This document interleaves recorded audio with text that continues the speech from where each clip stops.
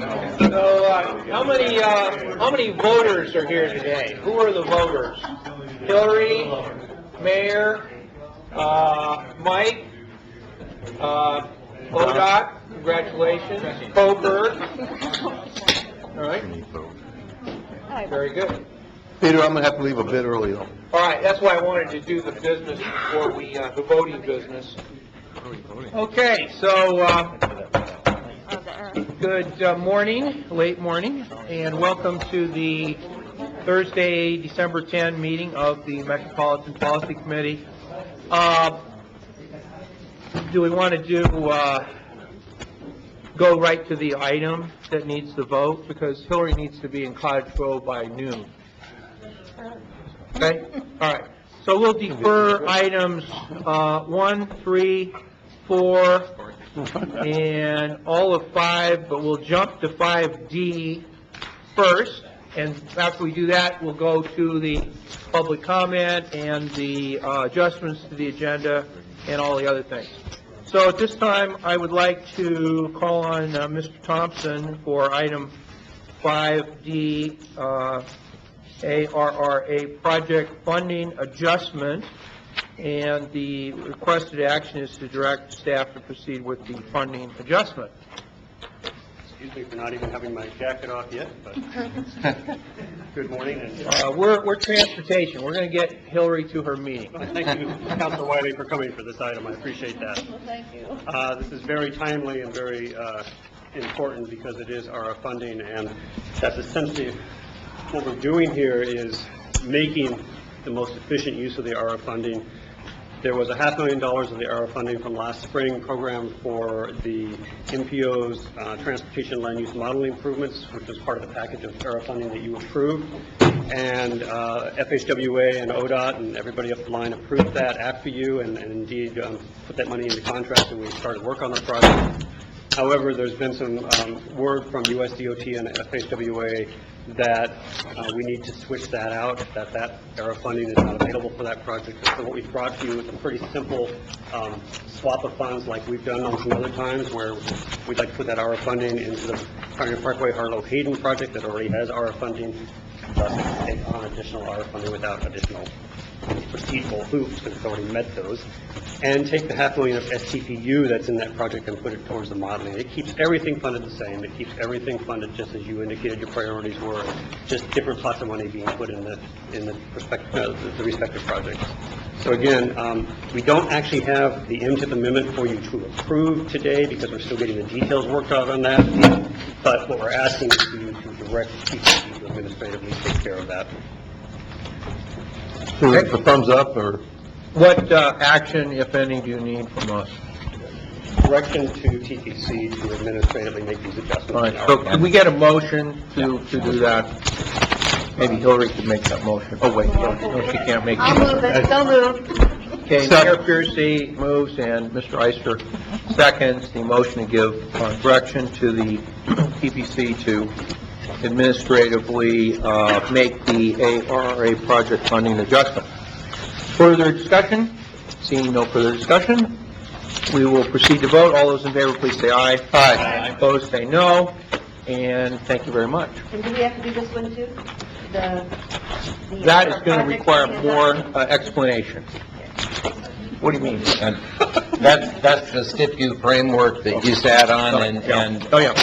our judgment was that one could be managed by consensus since there was agreement on the part of the advisory committee. Oh, okay. All right, George. But I Okay, can ask, yeah, go ahead. this is ARRA also that I'm asking about. Ah. It's different than what we just talked about. This Gotcha. is about something not costing as much and reallocating the money that. It's the item 5J that was Yeah. added at your place today, and it does need a formal motion while we have a quorum. Well, let's do that, because once Councilor Wiley goes, we need to we will not be able to take any other formal action. So maybe we should get a motion on that. I move approval of motion directing MPO Transportation Planning Committee to administratively complete the IP amendments necessary to program $200,000 of Lane County ARA funds for the River Road area, 23rd Street and Coburg area overlays project. Second bullet, deprogram $200,000 of Lane County local funds from River Road area, 23rd Street and Coburg area overlay project. A second.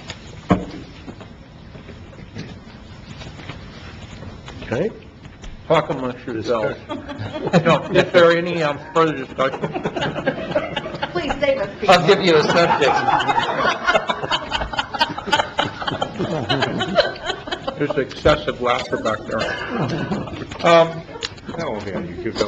Seeing no further discussion, is there any request for discussion? No? Okay. I'd like you to talk about it. All right, you let me. All those in favor, please say aye. Aye. Opposed, say no. And are there any other items that require the quorum of the MPC? Minutes. Minutes? Yes. You have the November 12th minutes before you. All right, It can be approved or... later. Yeah, let's do that later. So, let's call up our comments from the audience now. Thank you very much, Counselor. And, Mr. Wilcox, please come forward.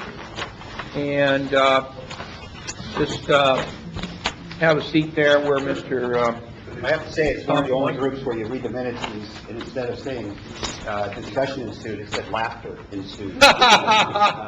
Just for the benefit of the people watching on television. yeah, really. I'm going to be passing out a couple of handouts. I didn't make enough for everybody here. There's 10, so maybe you can split them between you. There's 2 handouts.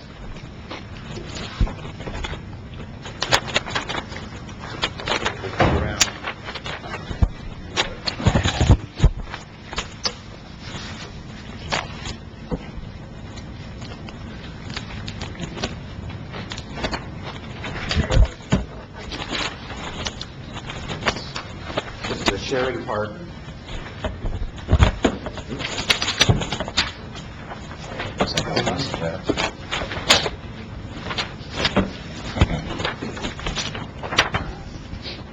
Great. Sure. Mark, page 1. Okay, you should have 2. One should be some graphs, and another one should be Venn diagram. Thank you for this opportunity to speak. I'm Jim Wilcox. I'm the director of Bike Lane Coalition. We work with businesses and nonprofits to bring more people into cycling. I'm also the regional representative for Bike Station. Recently started working with them on their project, bike parking facilities throughout the United States. And I serve on the Lane County Roads Advisory Committee in the San Francisco District. I want to say today that it's rare that we get an opportunity to conduct social research on such a broad scale as we did a little more than a year ago, when gas prices rose to levels relatively high for the typical motorist. It was during this time that we were able to examine the single most important determinant of vehicle miles traveled, cost. If you examine the graphs provided, you will notice on the upper right graph, under the triangles, that from 2002, gas prices rose to a yearly average of $3 a gallon in 2008, though we know that prices for a short period were approaching $5 a gallon in 2008. Just below this graph, you can see another showing vehicle mile travel growth rate.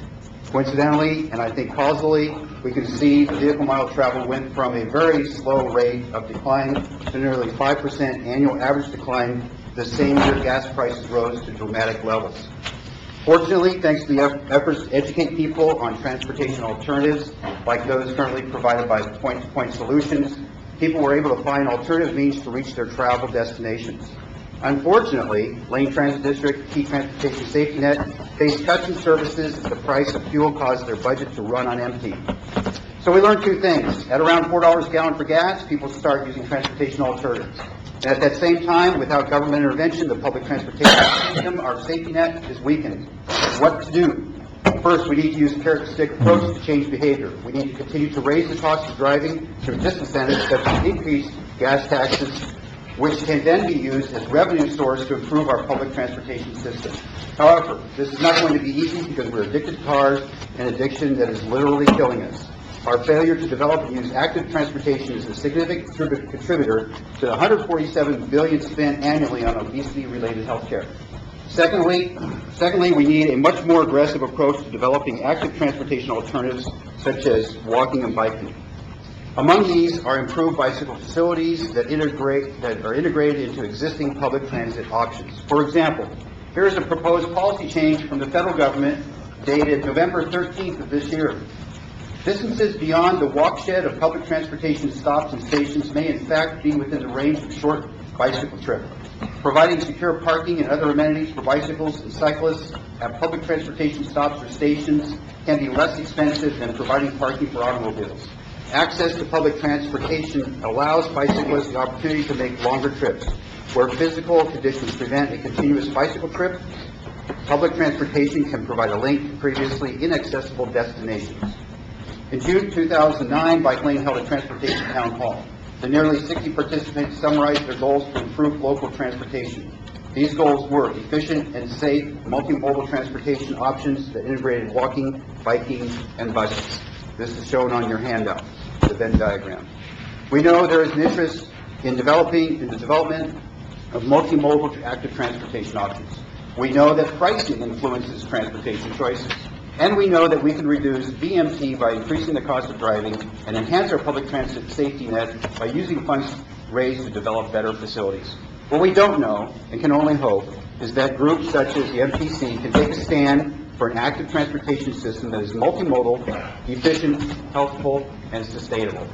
Thank you. Thank you very much, and thanks for riding your bike. Sure. Okay, we need to now welcome each other. So if everybody would just welcome themselves, or maybe you could welcome yourself to other people. Pete Torrenson, welcome. Rob Handy, Lane County, welcome. Jeff Sparks, Lane County. Mark Pangmore, LTD. Mike Eister, LTD. John Theo, October City Council. David Warren, ODOT. Savannah Crawford, ODOT. Gino Grimaldi, City of Springfield. John Reed, City of Eugene. Deputy Mayor of Eugene, welcome. Welcome, Alan Blanket, City Council Eugene. But I just wanted to point out, this is the Bring 2010 recycling calendar, and I thought this was very appropriate. It says, done by a third grade class in Meadowview, and this is one of the things they came up with. And I think, no cars, bike more. Wow. Politically correct. What month is that? That's November. That month, with Megan Nettle, 2 Pro Middle School, grade 7. All right. George Kleppel, LCOG.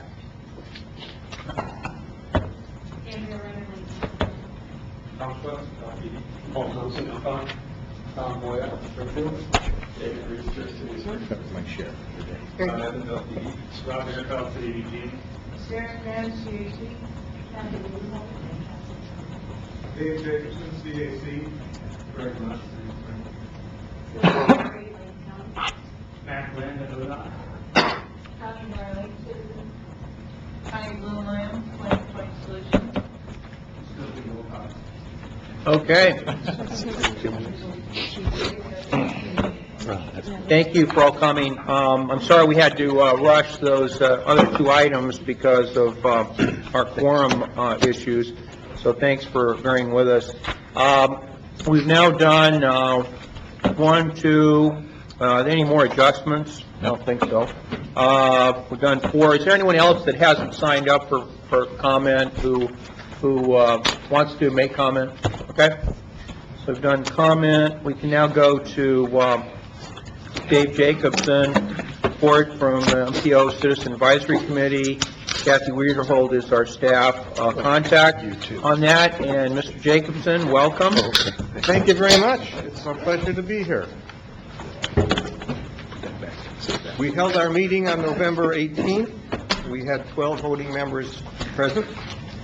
We discussed these items: nomination of officers, updates on the recruitment of members to bring us up to full strength, CAC members to bring us to full strength, greenhouse gas planning, and recommendations on the surface transportation program-urban. Well, somehow I was nominated for chair again, maybe because nobody else wanted it. And Sarah Strand was nominated for vice chair, and I'd like to introduce Sarah, who's sitting right next to Kathy. Thank you so much. And the election will be held next week, and I kind of assume that these nominees will be elected.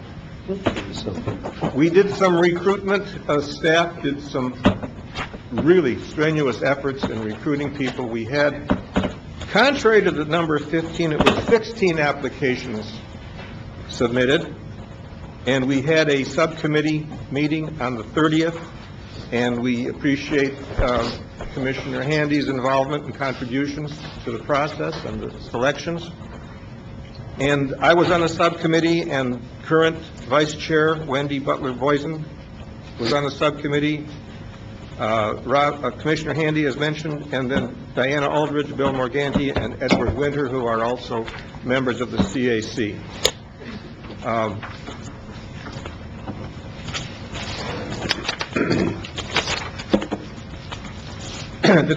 The CAC is very interested in what's happening with this greenhouse gas planning and legislation and committees, and there's a wide range of interest and wide range of concern on the committee. The consensus is a lot needs to be done to minimize greenhouse gas. And one of the motions that was presented, that was voted on at the CAC meeting, and you'll get it later on in the agenda under 5C, I think it is, kind of expresses their concern. It's a statement of their concern. And so the recommendations that the CAC made will be part of a further item on there.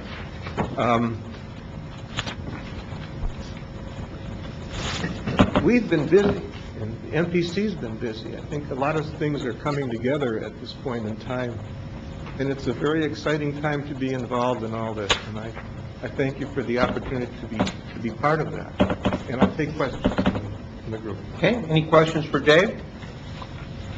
Ellen? I noticed one of the lines in here in the summary said that when you were talking about the Global Warming Commission and the task force, says the need to present both sides of the global warming issue and be clear with data coming from. I just want to make sure that the CAC doesn't fall into what I call the Fox News Karl Rove phenomenon, which is if someone says something that's inaccurate enough times or loud enough, people start to believe that it partially is true. And I think that's what's happening here with this whole climate gate thing, which I think is a media fiction. The truth is that there's very little disagreement within the scientific community about the science. I circled the word both in here with a question mark, because I've read some of the literature on there. There's a book called 6 Degrees by Mike Linus, Lynas. He was a British journalist. He has summarized the research as to what happens when we go up 1 degree Celsius, 2 degrees, 3, 4, 5, 6. There's a book called Under a Green Sky. I believe the author's name is Ward. I'm not 100% sure. He is a paleontologist. He's gone back and looked at the archaeological records of CO2 that had been in the atmosphere hundreds of thousands and millions of years ago. My opinion, it's scary. I almost want to say I'm pessimistic about where civilization will be 100 years from now. So I share your concern, Councilor Zelenka. Yeah. I thought it was telling on the news yesterday as one of the opening things on the Copenhagen climate change conference that the cabinet, the government of Maldives actually held their cabinet meeting underwater. Yes. To describe, their average elevation is 1 foot. And so that was just an exemplification or an example of what potentially could happen to their community. They think it's a really big deal. Villages are sliding into the ocean in Alaska. Polar bears have no environment on which to live. There are no insufficient ice flows for them. I think the statement reflects the viewpoint of one particular CAC member. We allow everyone to share their opinion at the meeting. The group consensus is, as we pointed out, a lot of concern. a lot of concern about that. Yeah, it's not to underscore or to minimize the impact of all this or the difficulty in dealing with it and potentially some of the costs. There's also a mischaracterization of that as well. The McKenzie report talks about a graph that shows all the actions that can be taken to combat global warming in terms of their benefits to society in which they save and how much they cost. And there are an enormous amount of actions you can take that actually save money and before you get to the ones that cost. Thank you. Can you summarize what the citizen committee thinks we should do if they recognize the seriousness of the problem? Well, that's Paul's topic. Should I talk about that, Paul, or wait till you come up, or what do you suggest? It's not, I'm sorry, it's not really my topic. I'm not doing anything on that. No, but the recommendation of the CAC is what, Yeah, I was kind of taking your view that this is a huge problem, that it's serious, that it's global, but then what does this group do? What do you think we should do about it? okay. Well, let me defer to Commissioner Handy. Okay. Well, I think I want to point to Ms. Vederhold's memo, which I think is really good. In the last paragraph of page 2 really just hits at it, is that with being involved in the discussions with the CAC as the liaison from MPC, they have a great deal of focus and concern that the STIPU funds have the potential to be able to actually address some of the greenhouse gas emission issues, that the framework could work.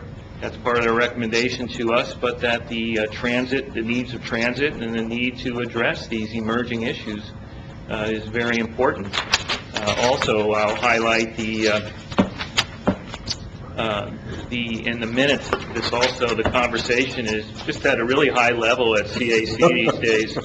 And last week at our extraordinary meeting that we had, we talked about the environmental justice issues also.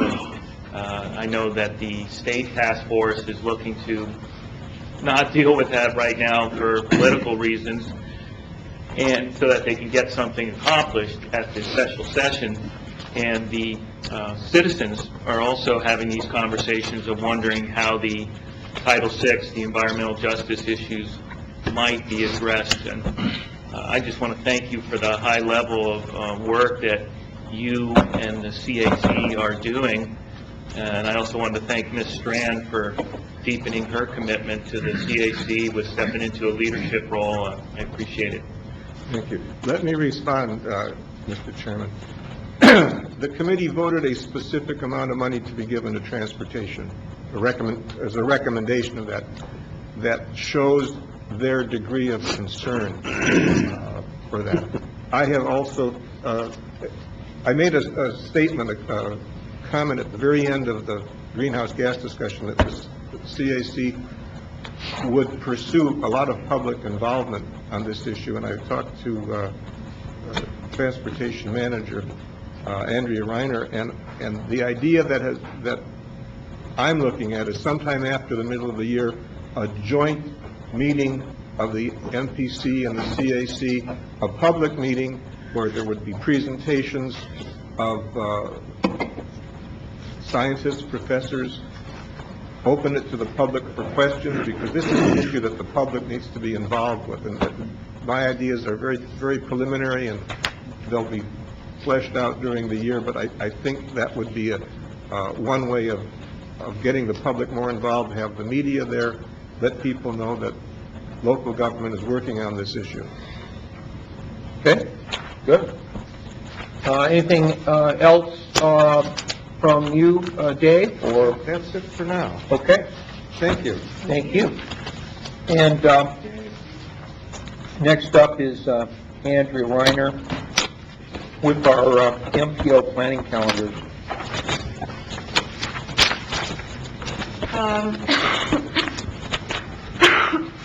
Good afternoon.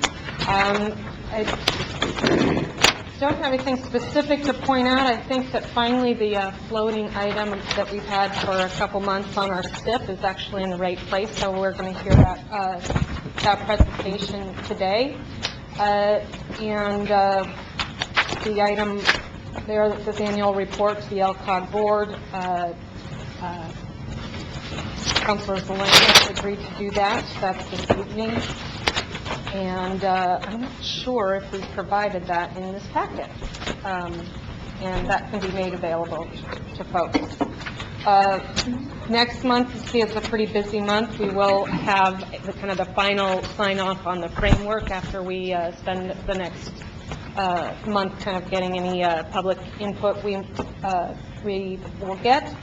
And then we'll be able to start with more of the official application process for the specific projects and funding requests. Those will start in February, and we look to have approval of those in April. And again, unlike this past year where we had, I think we talked about planning, and then we talked about TDM, and then we talked about the specific projects and preservation, project development, and modernization. We're going to put that all together in a, kind of process those on a parallel track. I do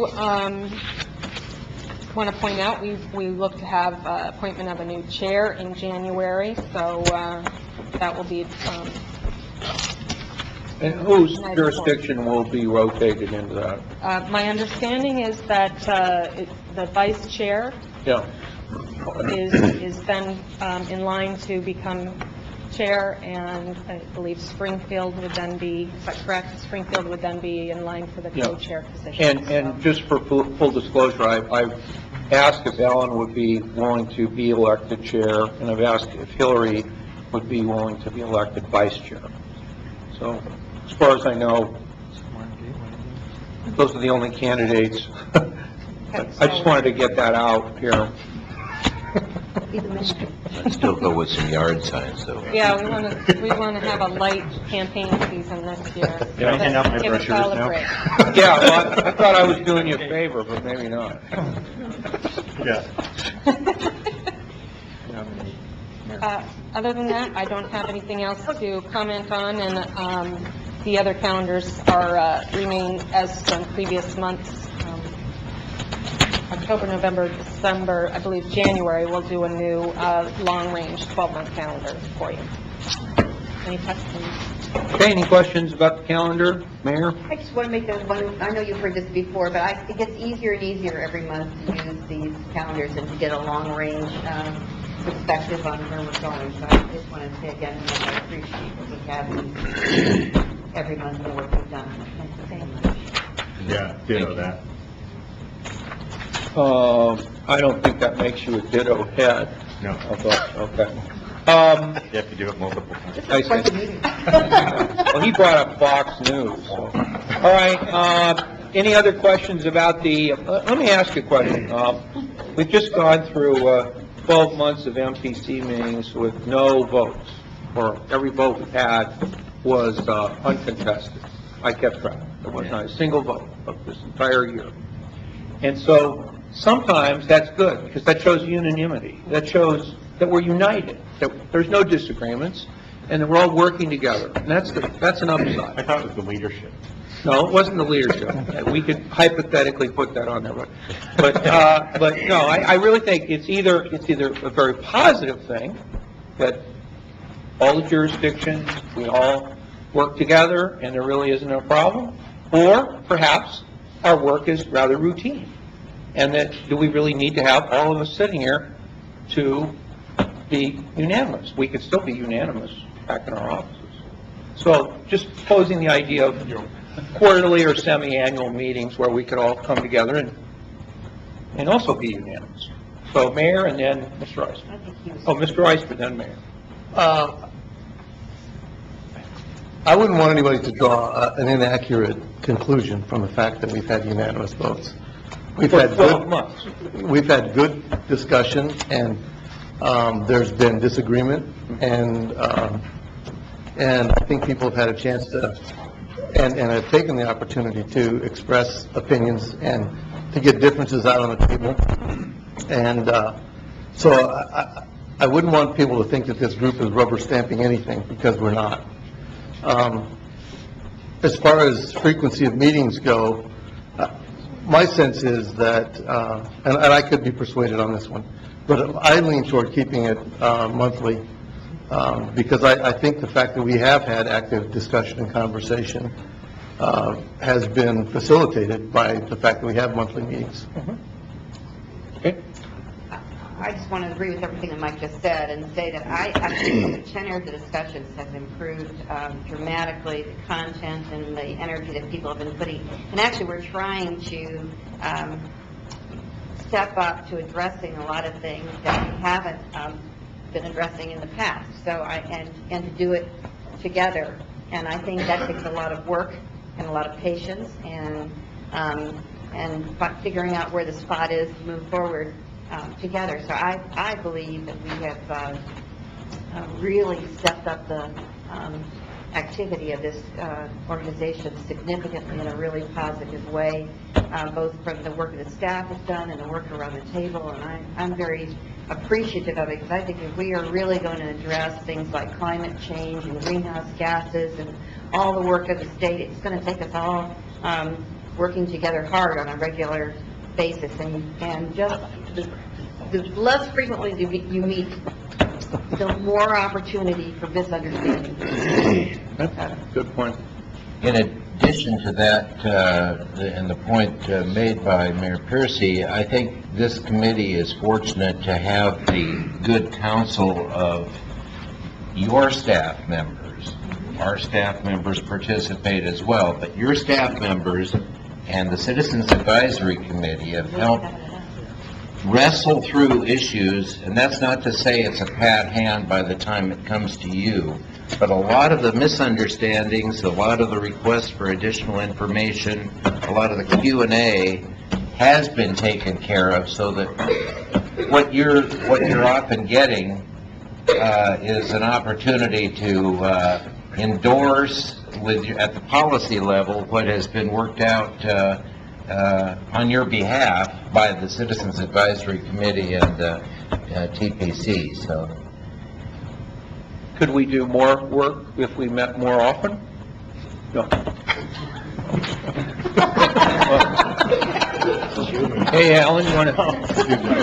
you're meeting every Thursday. Every Thursday. Last week. That's right. I agree with what Mike and Kitty has said. You know, I look at the calendar and I look at what's happening over the next year in particular, and you know, I see the TSP and the RTP and the greenhouse gas stuff that we're going to do in the UPWP. Done that acronyms. I think that set a new record. Not like me. There is an acronym list if anybody wants one. The audience doesn't It's have huge, it's 2 pages long. So all that work, it seems to me that meeting on a monthly basis is going to be almost required for us to be able to walk through all that stuff and do the policy direction that we need to do as a policy body for staff that does all this work on an ongoing basis. Okay. Is this the time to suggest items for the future calendar, or just, here it is? No, I think it would be a good place. You know, to discuss one thing it, that, sure. that we, the three of us, we hear a lot of presentations about health. We have our whole H1N1 thing going on right now. We've got a chronic disease group. We've got all these people involved in different aspects of health. Obesity. We got the smoking, tobacco, we got the drug use, illicit drug use, we've got all this going on. And not to bore you with all that, but some of that does intersect with transportation.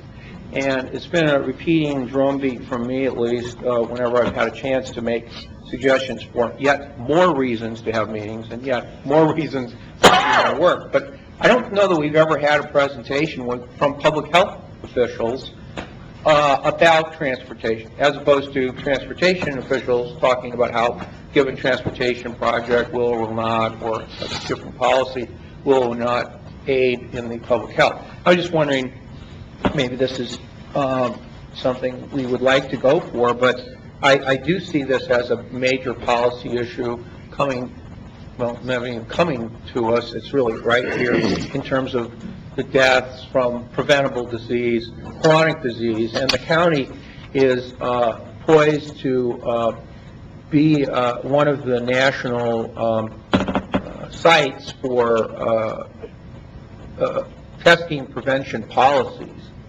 in preventable diseases such as heart disease and other diseases that are a function of inactivity and diet. So I would like to see that at some point in the new year be something where we actually work with public health experts at the local and state level and get them to make a presentation on the interrelationship between transportation policies, transportation planning, which is what we mainly do, and resolution of the preventable disease deaths caused by inactivity and policy choices. So that's just one person's idea. In the spirit of our unanimous votes that we'd have, we could always put it to a motion, but there has been repeated requests for a RTP, TSP update in recent months, and if you're more comfortable with having us make a motion next month on that to get it on the calendar, we can do that. But I'd like to reiterate having that get on the calendar sooner rather than later also. Can I just get, we could provide an update of the process, where the different agencies are, pretty much similar to what was provided to DLCD in November. I think that was about a 15-minute presentation. Or is there a specific question that would be appropriate for us to address? I think a combination of some time for update, give us what you have, and allow time for discussion and questions.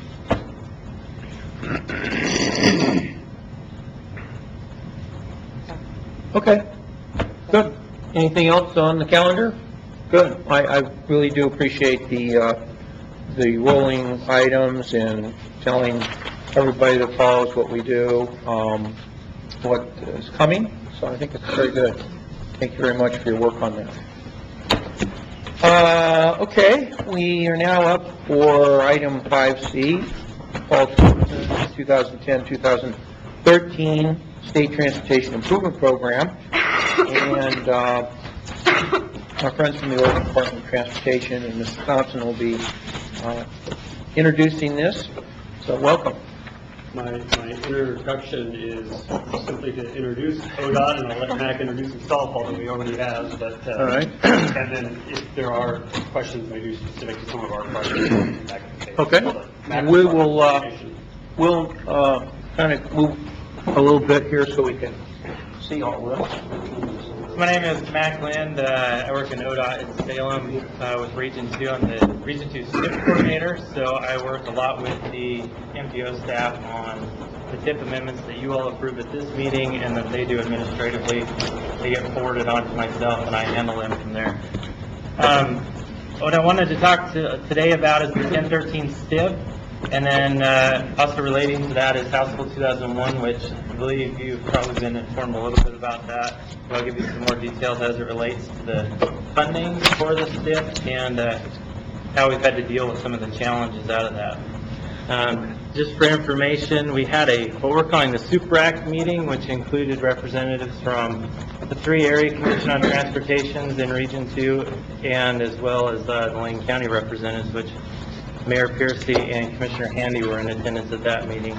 That was kind of a precursor to rolling this out to each of the 4 areas throughout the region. So I've tailored this after that Super Act meeting, so forgive me if I skip through things pretty quickly. The Jobs and Transportation Act, House Bill 2001, hopefully you are aware of this by now. This is the largest transportation funding package ever passed in Oregon. It's about $300 million per year for transportation projects. And the key to that for the local agencies is about half of that goes to cities and counties. Not only did it create some new funding, it created a lot of other programs out of the bill. I've heard the greenhouse gas mentioned earlier. That's down on the bottom left. There's a group looking at that. The STIP selection criteria, which some of you may be involved in that process, evaluating and discussing changes to that criteria. There's several other things there. Ask questions if you have them. The other one I'd like to mention is the pilot programs. Maintenance outsourcing was one of the things the legislature directed ODOT to look at, and we're actually doing a pilot project on I believe it's 20-mile section of highway to outsource that to a private entity to see how well that is going to work. And then something that came up at the Super Act meeting with a lot of discussion was rest area management. In the bill, they, I think, gave $3 million to the Travel Information Council, which is the group that has all the blue signs off the freeway and other highways that guide you to attractions, etc. They're going to take over 6 rest areas throughout the state. The big ones being the port of entries, so like Ashland, up by Wilsonville, some over in eastern Oregon on I-84. So that's kind of a new spin on how those rest areas are going to be managed. And then several of the projects on the right-hand side, Connect Oregon 3 is an addition to Connect Oregon 1 and Connect Oregon 2 that we've already gone through. We're going to talk in a minute about some of the big projects that were funded out of this bill, and then there's some couple other programs that came out of this as well. So pretty full bill. Has created a lot of changes, not only to the funding, but then also how those funds are going to be used. So the fees, registration, title fees, vehicle licensing, the gas and diesel tax, which unless we see an increase in our economy, probably won't start until 2011. And that's a 6 cent per gallon increase, and then some license plate fees and other increases. So all this money from all these fee increases and gas tax increase, as I mentioned earlier, 50% will go towards state highways, 20% towards cities, and 30% to counties. And that's similar to how the funds are distributed currently. Of ODOT's 50% share, $24 million goes to what we're calling non-highway purposes, and I'll talk about that more in a second. The $3 million goes to the Traveler Information Council for those rest areas I discussed, and that's a pilot program through 2020, and at some point during that they'll evaluate how that's working. The rest of that is being divided up between bond repayments for the 7 projects in Region 2 I'll discuss here in a minute. 33%, or about $45 million per year statewide, is going to go towards maintenance, preservation, and safety. And then modernization statewide gets about $21.5 million more, and I'll talk about what that means to our region. So some of the things that came out of the bill were the STIP selection criteria. The legislature directed ODOT to look at the selection criteria that we're using now and update it. They currently have a group comprised of several people from throughout the state looking at this. We've had 1 or 2 meetings on this, and the latest I've heard on their progress is some sort of minor revision likely in the spring, and then they may look at it further for the next round of the STIP. So more coming out of this in the future. Connect Oregon 3 I mentioned earlier, $100 million in Connect Oregon 3. It's very similar to how Connect Oregon 1 and 2 are being administered. 5% to rural airports, which, side note on that, rural airports means everything except for Portland, Troutdale, and Hillsborough. So even, I believe, the City of Eugene Airport is on that list. And then a minimum of 10% of the funds will go to each of the 5 geographic regions, and then beyond that, the rest of the funds will be divided up competitively. So there's a few spins on this, but $100 million in lottery-backed bonds for that program. The bulk of the bill, as far as funding goes, actually allocated funds to specific projects throughout the state. There's 37 projects specifically identified in the bill, and then they also identified 12 local jurisdictions, mainly in eastern Oregon, that are also going to receive funds. In Region 2, so we got about $363 million in House Bill 2001. That's a total estimated project cost of about $530 million. We've already had some STIP funds identified for those projects. And then the legislature, when they outlined how these projects were going to be funded, they also made some assumptions about where the rest of the funds were going to be coming from. The big piece is they assumed $90 million in federal earmarks for 3 of the projects, so $30 million earmarks each. They also assumed $20 million in local contributions, and that's specifically for the Newburgh-Dundee project. And I'll go into the details in just a minute.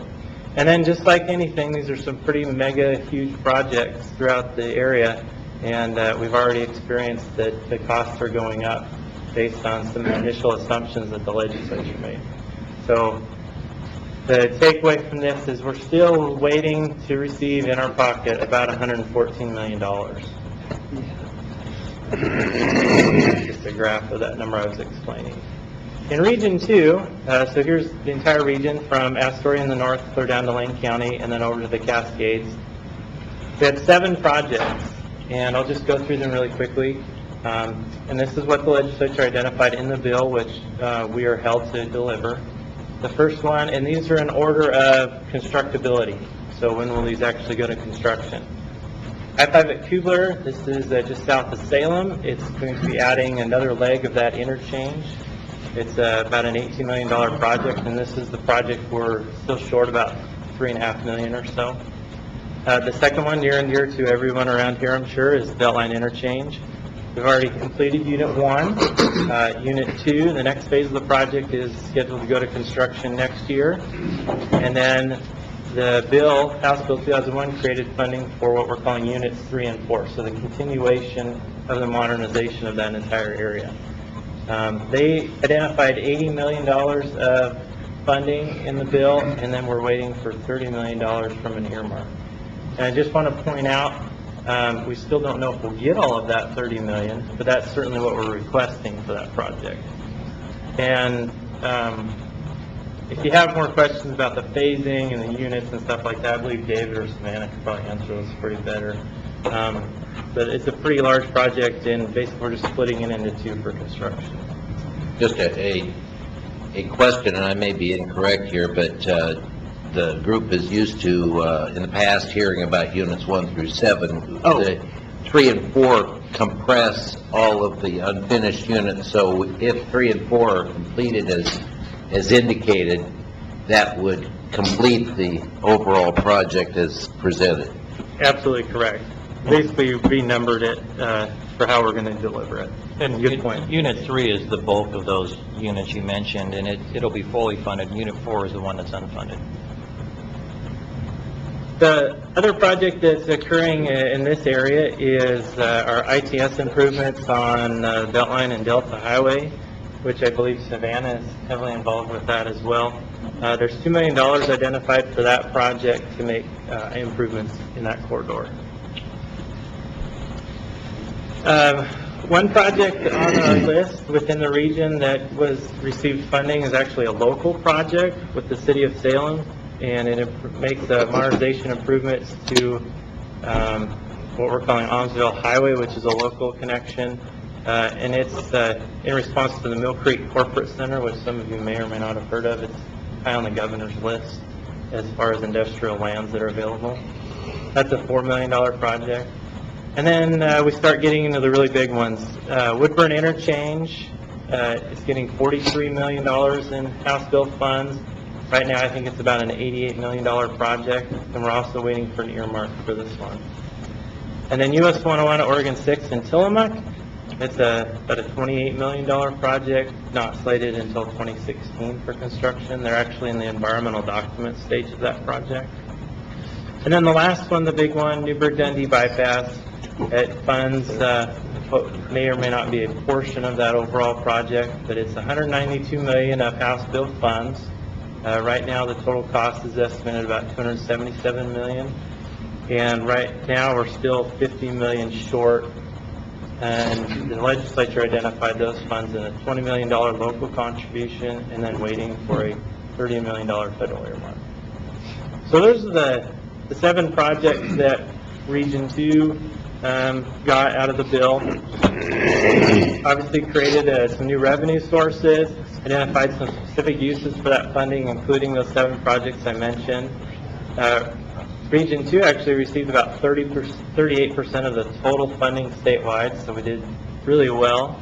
Obviously, these are really large and complex projects, and as that goes with construction costs, who knows where we'll end up as far as costs when we get there. But pretty exciting. So now we get to the 1013 STIP. Last fall, I believe we came to the CAC meeting and some other meetings down here to do the rollout of the draft 1013 STIP, and about 3 weeks after that, the OTC said, hold on, put the brakes on it. Too many unknowns as far as funding goes at the federal level and at the state level, so we held off and delayed the draft 1013 STIP. After House Bill 2001 passed this summer, the OTC decided to re-kick that back off again. So now we've come out with the draft 1013 STIP again, and it's out, available online, and you can get to it via the ODOT website. One of the things that happened between last year and this year was a $250 million reduction statewide. So the revenues that we were projecting last year fell short by, $250 million statewide. In Region 2, that amounts to about a $42 million reduction, or about 30%. So from what we brought out last fall to what we've brought out this fall, we've had to make some cuts and some reductions. Modernization, which I'll go in detail here in a minute about that, but it actually received some more funding, and that was as a result of House Bill 2001. So not only did that bill create funding for specific projects through bonds, it also created additional mod funding for each of the regions throughout the state. And then preservation, safety, operations, and then our statewide bridge programs all were reduced by generally about 30%. So preservation, these are all Region 2 numbers that I'll be showing right now. It's about a 28% reduction. We started with about 15 projects last fall. We had to cancel 6 of those, and we're now left with 9. So cut our program almost in half. 4 of those 9 projects, we also reduced the funding for those, mostly due to shortening the projects. The safety program also saw about a 30% reduction. We had to cancel 4 of those projects, one of which we had to reduce the scope as part of that. In operations, a similar story there, 30% reduction. We had to cancel 6 of those projects. So some pretty big cuts to the 3 big programs in Region 2. We also experienced a pretty big hit in the statewide bridge program. One of the unique things about our area is we actually have a high percentage of bridges compared to other regions throughout the state, and you can blame the coast for that. So we unfortunately saw a little bit bigger hit than some of the other regions, but that's because we had more share of the program. And then interstate maintenance, this is all the freeways, so I-5, I-84. It's a pretty big portion of the STIP statewide, and it also was reduced by about 30% as well as the ITS program. So all in all, some pretty big reductions compared to what we thought last year, but I think we worked pretty hard on trying to identify what hurts the least as possible. And you'll see those changes if you look at the draft 1013 STIP that's out there. So modernization funding, I mentioned it a minute ago. We are receiving some additional funds as part of the STIP, the 1013 STIP. We originally had about $30 million, and we're actually getting another 20.8 or so. Last time or last 2 years ago, this group was probably involved in how do we allocate the funds, the mod funds that we had at the time. Those were given out to several projects throughout the region. I think it was about $11.5 million. It was divided out in those projects. We left all that funding the same as what was decided 2 years ago. So we didn't reduce that program or make any changes. Now we're left with, now we have almost $21 million. What do we do with that? Rather than come out in a very hurried process 2 months ago and try to get consensus on what to do with that $21 million, we more or less put it in the draft SIP in a bucket. We're holding on to that full $21 million until a time comes where we feel comfortable allocating those out.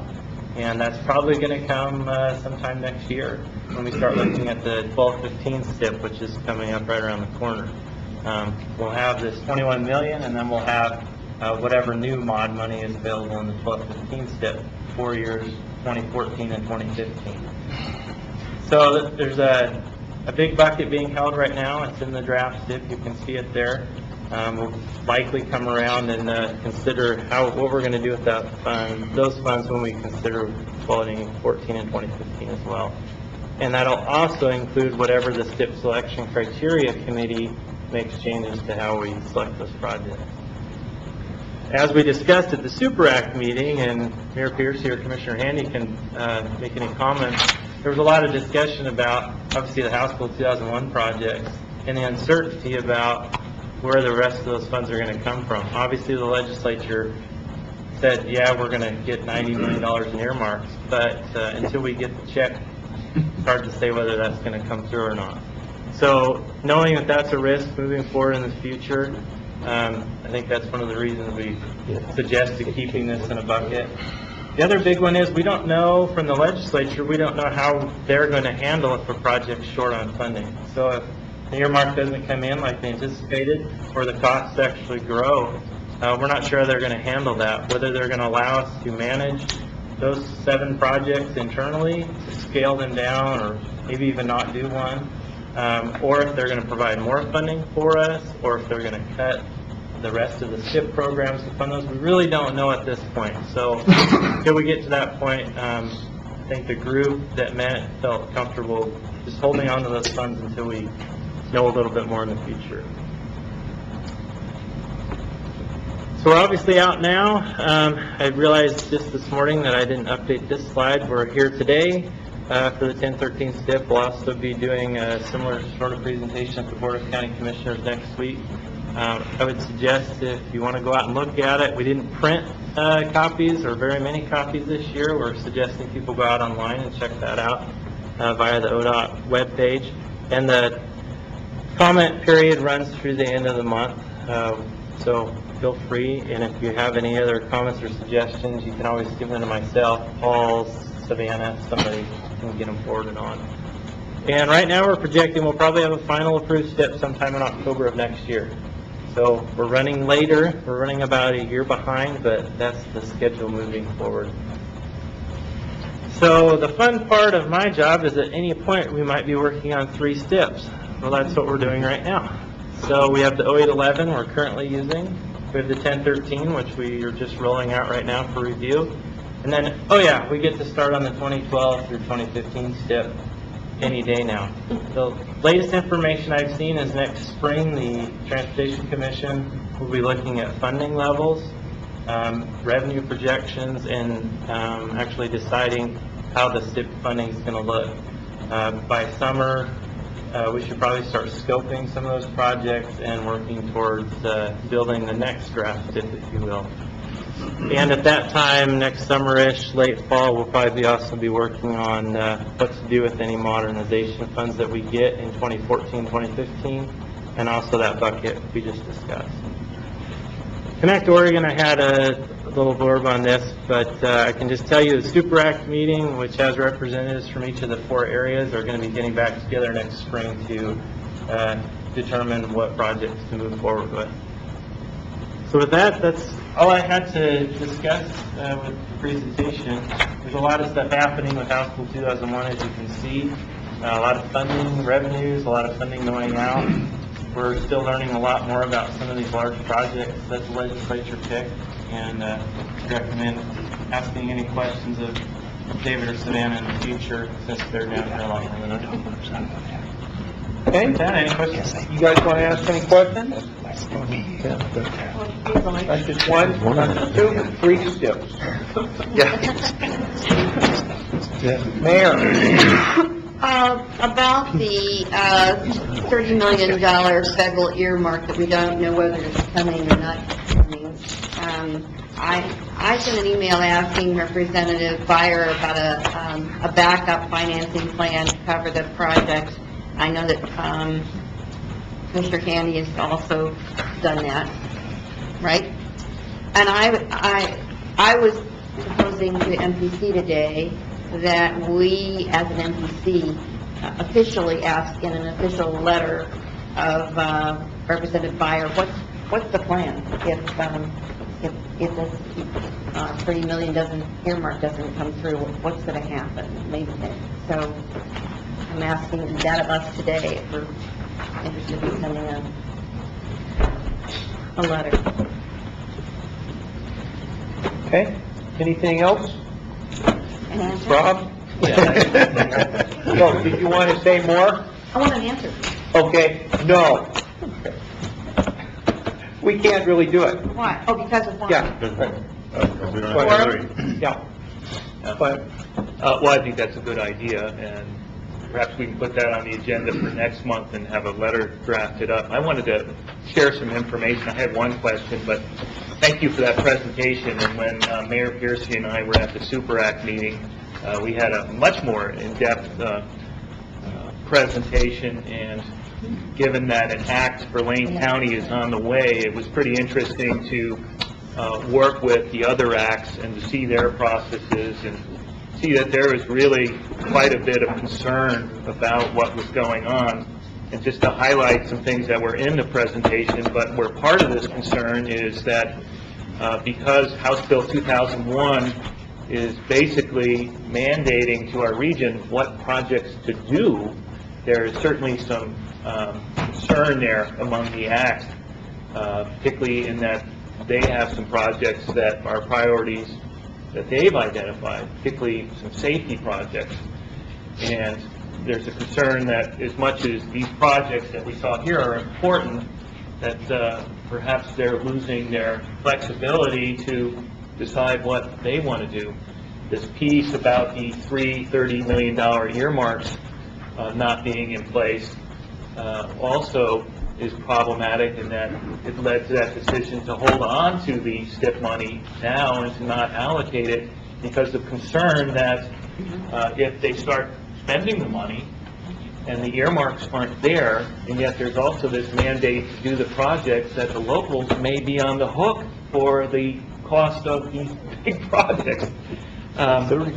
So that's where I think Mayor Piercy's coming from, and the questions that both of us, she and I, have for Representative Byer is that, you know, there's clearly some unintended consequences here with House Bill 2001, and that with the special session coming up, and that they might address it, that we could perhaps be proactive to highlight some of these issues. Another concern was, too, as much as the Super Act agreed to not spend the STIP money now, how would the legislature view that we're not spending the money? Would they then take that money that we're putting in reserve and move it somewhere else? So you can see that it's just a very complex set of concerns there, and so I would support that, and maybe there's some staff people who could help us draft a letter that would address some of these issues and could bring it before NPC next month. I think would be really important. My question, I wonder, Ms. Crawford, you might have an answer to that. If I recall, during the presentation, as much as the that we saw at the Super Act, that the preservation money was down, the safety money was down, the operations money is down, the mod money's up a bit, that the TDM money was perhaps being cut statewide, but for our region, that it would be holding steady. I seem to recall there was a conversation that the acts in our region really saw the TDM money as a value and a high priority. Is that something you can confirm, or? Actually, I'm going to defer back to Matt on that one. I think he has more information on Yeah, the Commissioner Andy, you're exactly right. We made a decision for operations, which is what TDM, Transportation Demand Management, that program falls under operations for us. We made the decision internally within Region 2 to not go down that road to consider cutting that program. We left that status quo as it was last time around, knowing that you all and everyone else that we serve, I hold that in pretty high regard, obviously.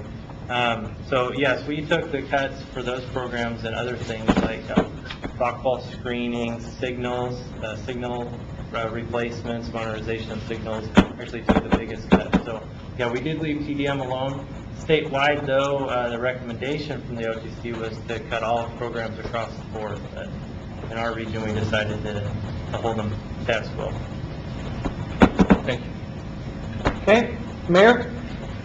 Just wanted to bring up the topic of, I know that the Transportation Commission is going to be talking about flexible funding for alternative modes in December, and we just haven't had any information about that. I know that it's been asking, so I just wondered if you had anything you could give us about And that. I think there is some recent information on that. Again, I'm going to look to Matt to provide some details. So I've been learning a lot about this. You are correct, Mayor Piercy. The OTC next week at their December 16th meeting will be hearing quite a bit of discussion about what they're calling flexible transportation funds.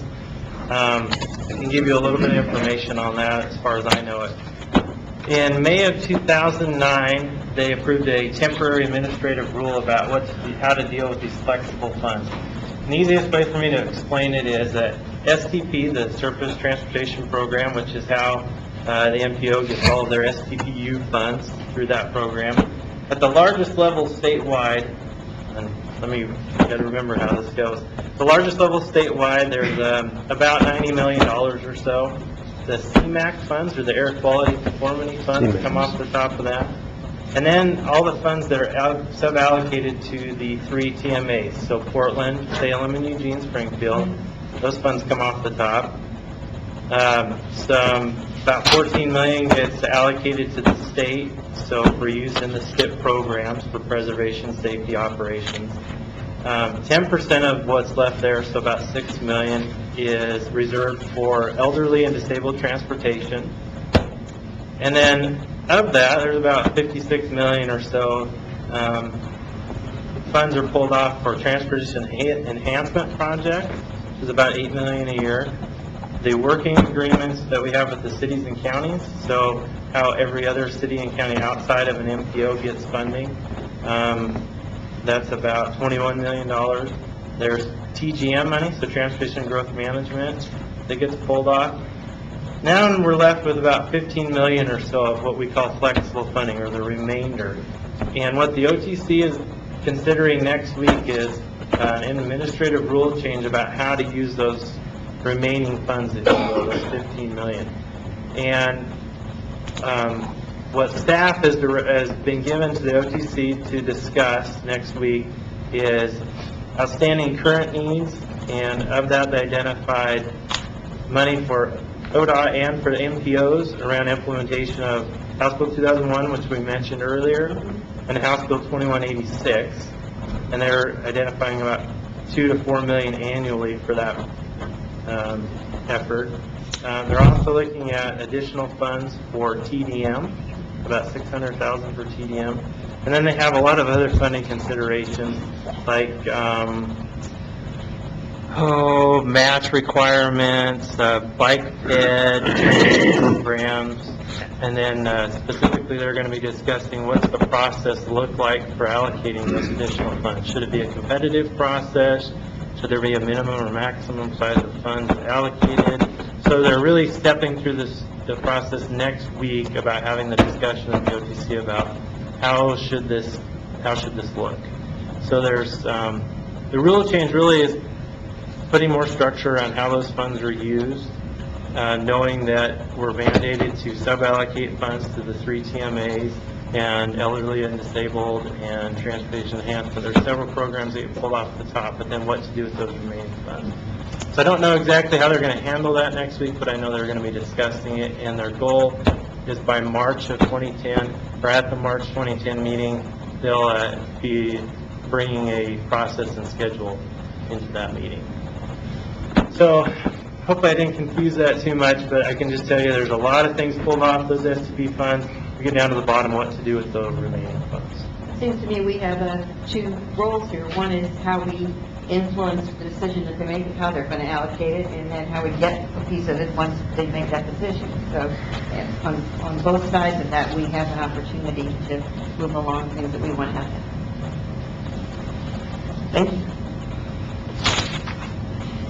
Okay, anything further? George? Just an observation, and it may be just dead wrong, but the project-specific projects identified in HB 2001 is a new paradigm in terms of the activity of the state legislature. This starts to look a lot more like the Congress that we all know and love when it comes time for reauthorizations.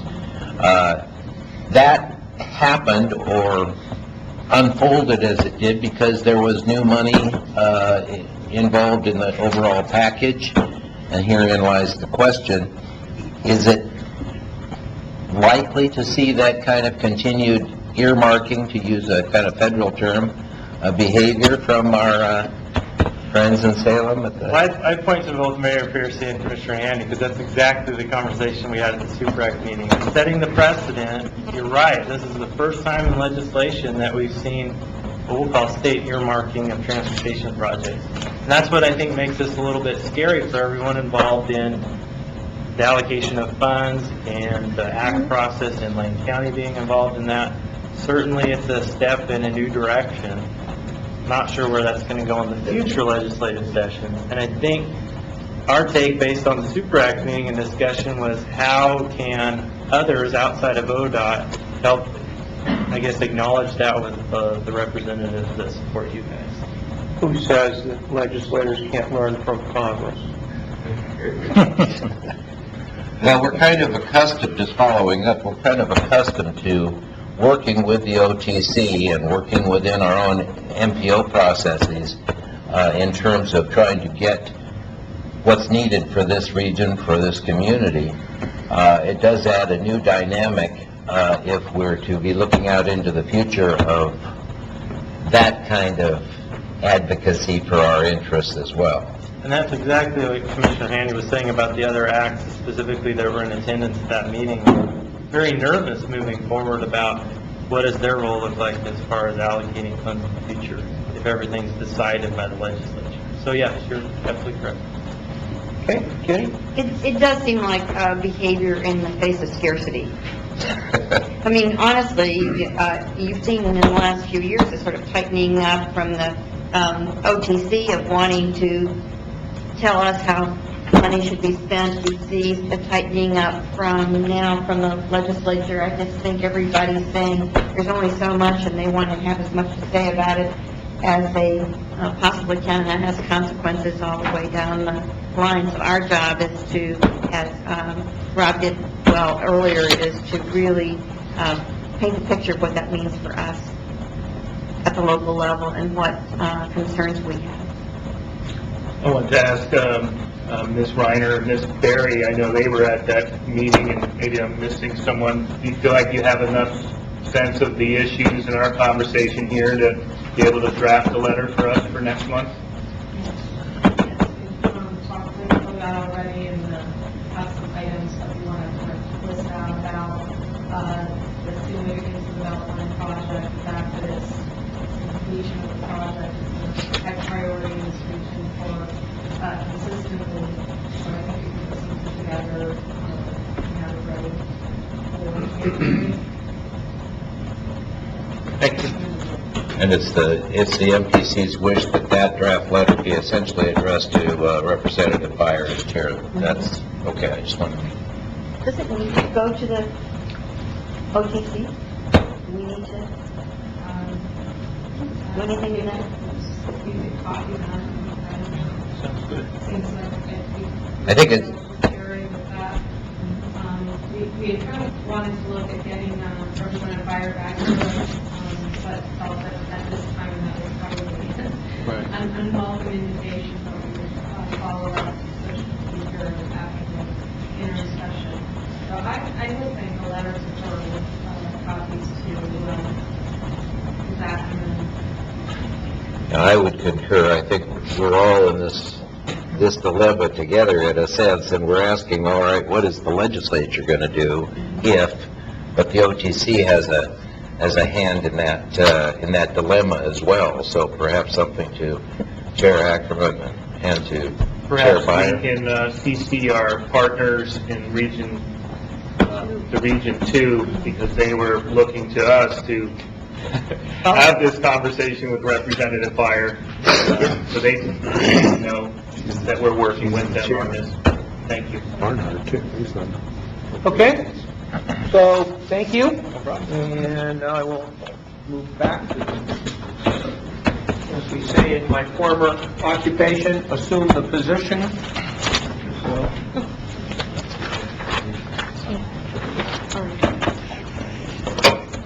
and what are we up to?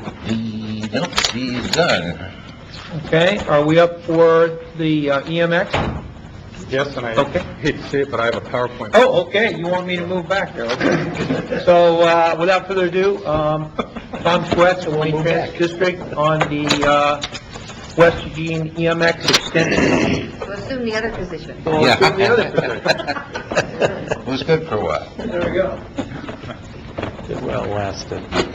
So thank you.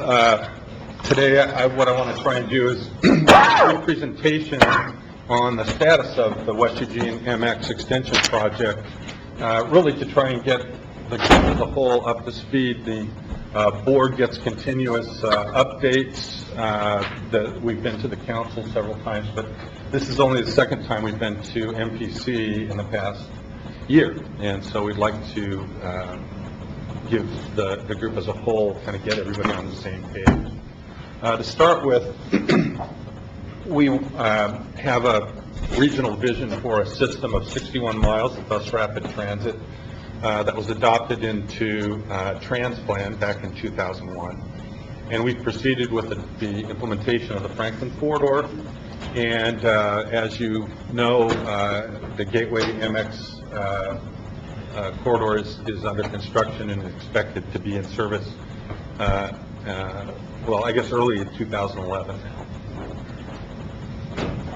One of the things about bus rapid transit, in addition to the network vision that we have, it's also a service that we envision to be like rail but not light rail, not to have the elements of that kind of service without the at a more practical cost.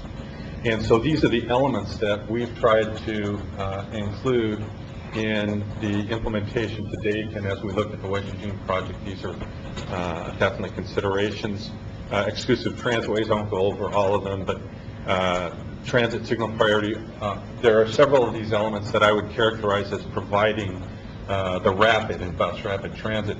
There's other elements here that actually seek to overcome some of the barriers that users of our system have. So simple and direct routing, high frequency service, improved stations. Those are the types of things that we know help people better utilize transit. Again, this is an example of the unique identity that was developed for the service. Again, the Franklin Corridor runs between downtown Eugene, downtown Springfield. I would say probably the key facts here in this sheet are actually the last two. 25% of MX riders are new transit users. That was really one of the goals that was set as part of the transplant process. And the other part of that was that it's a lower operating cost per rider than our regular service. You've likely seen this in various presentations that we've done. The ridership on the Franklin Corridor, the red bars there reflect the the regular service that we had in place back in 2006, the number 11, one of our most productive routes. And so we were actually not sure what the ridership was going to be like for MX, but as you can see, it's been tremendous in terms of increases over the transit use along the corridor prior, and it's been continuing to grow. The second corridor, it was, again, the Gateway MX, and one of the things I would say is that, I think the Franklin corridor is really a proof of concept. What is this thing, bus rapid transit? We haven't done it before. The Franklin corridor gave us a sense of the proof of the concept. The Gateway line really starts to give us a sense of the regional connectivity, and again, we'll see how that plays out, but that's how we're looking at it. And then, of course, with the West Eugene MX, you start to get a truly cross-regional, high-quality transit system. This is an outline of the way the system would exist, again, in early 2001. The dotted line there, we have to update this graphic, was under development at the time. We figured out now how to do that. We have a temporary solution that allows us to go much more directly onto International Way than we had in prior designs. This shows you the timeline for these things, and you can see it takes a long time to complete one of these corridors. This is the Gateway project. The Franklin corridor had a similar timeline, and as you'll see with the West Eugene project, it too has about a 9-year gestation period. This is a picture of funding. This is an ideal funding situation where we've got strong federal and state support, and I'll talk in more detail about what we're looking for with the West Eugene project. The Gateway corridor is $41.3 million project, about $7 million a mile. So the West Eugene project was a corridor that was identified by the Eugene City Council, and they requested that we seek that as our next MX extension. It provides a direct link, like I said, between West Eugene, downtown Eugene, University of Oregon, downtown Springfield, and the Gateway area, so that's truly regional connectivity with 10-minute service. The transportation issues in West Eugene have been difficult and controversial, as you know, and our effort has been incorporated into the city's broader study of transportation in West Eugene, as well as the West Eugene Collaborative's efforts. Right now, we're in the middle of environmental documentation with planned service starting in 2015. So this is the schedule for the completion of the environmental documentation. Right now, we're in the midst of putting together the alternatives analysis and drafting the environmental documentation. I have a better chart talking in more detail about the public and agency comment and release of the draft EIS, and then selection of the locally preferred alternative here coming up. We've done throughout the project an extensive amount of outreach. The guy with the antlers? Yeah, that was well placed. This is obviously at the Elks Lodge.